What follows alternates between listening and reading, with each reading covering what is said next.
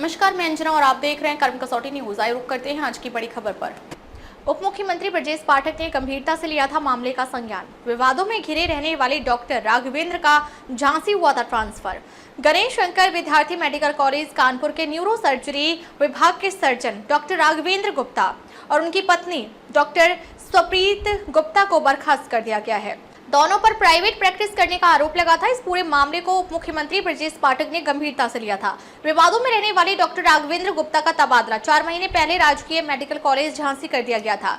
उनके जूनियर के साथ अभद्रता को लेकर कई बार नाम सामने आ चुका है। लगातार शासन को मिल रही शिकायतों के बाद यह कार्रवाई की गई। सरकार द्वारा लगातार आदेश जारी किए जाते हैं कि सरकारी अस्पतालों में सेवा देने वाले डॉक्टर निजी प्रैक्टिस से दूर रहें, लेकिन इन निर्देशों का पालन डॉक्टर राघवेंद्र गुप्ता और उनकी पत्नी स्वप्रीत लंबे समय से नहीं कर रहे थे। वह मेडिकल के सामने और फतेहपुर में एक निजी अस्पताल में प्रैक्टिस कर रहे थे।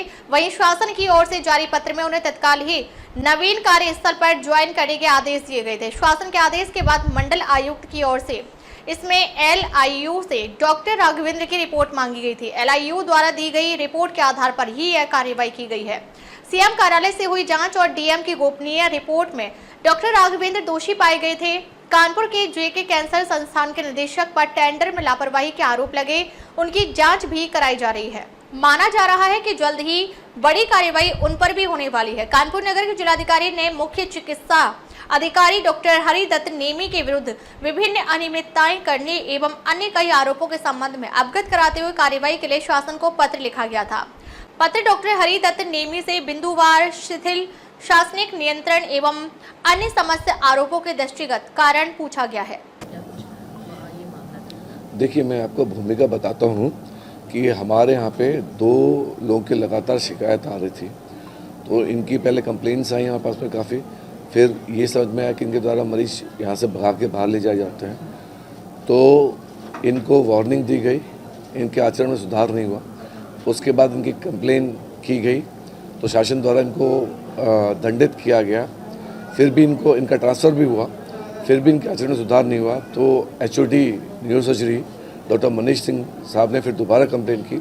तो उसमें सरकार का एक शासनादेश है जिसके तहत प्राइवेट प्रैक्टिस की जो कार्रवाई है करने के लिए कहा गया है, जिसमें DM महोदय वो हमारे मुख्य मतलब अध्यक्ष होते हैं और प्रिंसिपल उसमें सहायक होते हैं, यानी कि सेक्रेटरी मान लीजिए एक तरीके से, CMO साहब और एक LIU। ये 4 लोग होते हैं जो इस कमेटी के सदस्य हैं। तो शासन द्वारा एक कमेटी बनाई गई थी, तो उसके तहत जांच कराई गई, जिसमें पाया गया जो जितनी कंप्लेंट्स थी वो सत्य पाई गई। और इनका अपना हॉस्पिटल भी है जिसमें ये प्रैक्टिस करते थे। तो डॉक्टर मनीष HOD की कंप्लेंट पे जब ये कार्रवाई पूरी हुई तो हम लोगों ने ये कंप्लेंट शासन को की और डॉक्टर मनीष ने एक कॉपी जो है कमिश्नर महोदय को भी दी।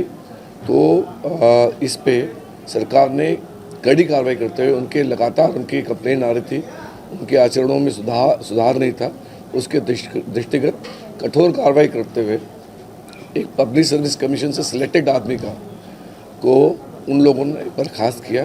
माननीय उप मुख्यमंत्री जी ने बर्खास्त किया, जो सराहनीय कदम है।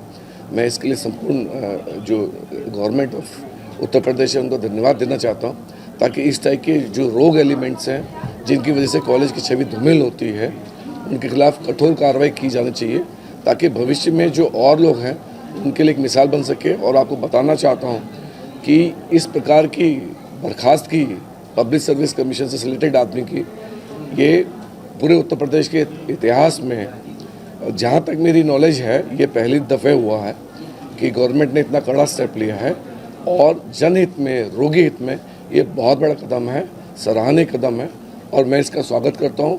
और मुझे लगता है आने वाले टाइम पे इससे जो सरकारी डॉक्टरों की जो प्रैक्टिस है, जो सरकारी डॉक्टर सरकारी समय में प्रैक्टिस करते हैं, उनके ऊपर कठोरता से लगाम लगाया जा सके। अब तक के लिए बस इतना ही। फिर मिलते हैं एक ऐसी ही बड़ी खबर के साथ। अब तक के लिए नमस्कार और देखते रहिए कर्म कसौटी न्यूज।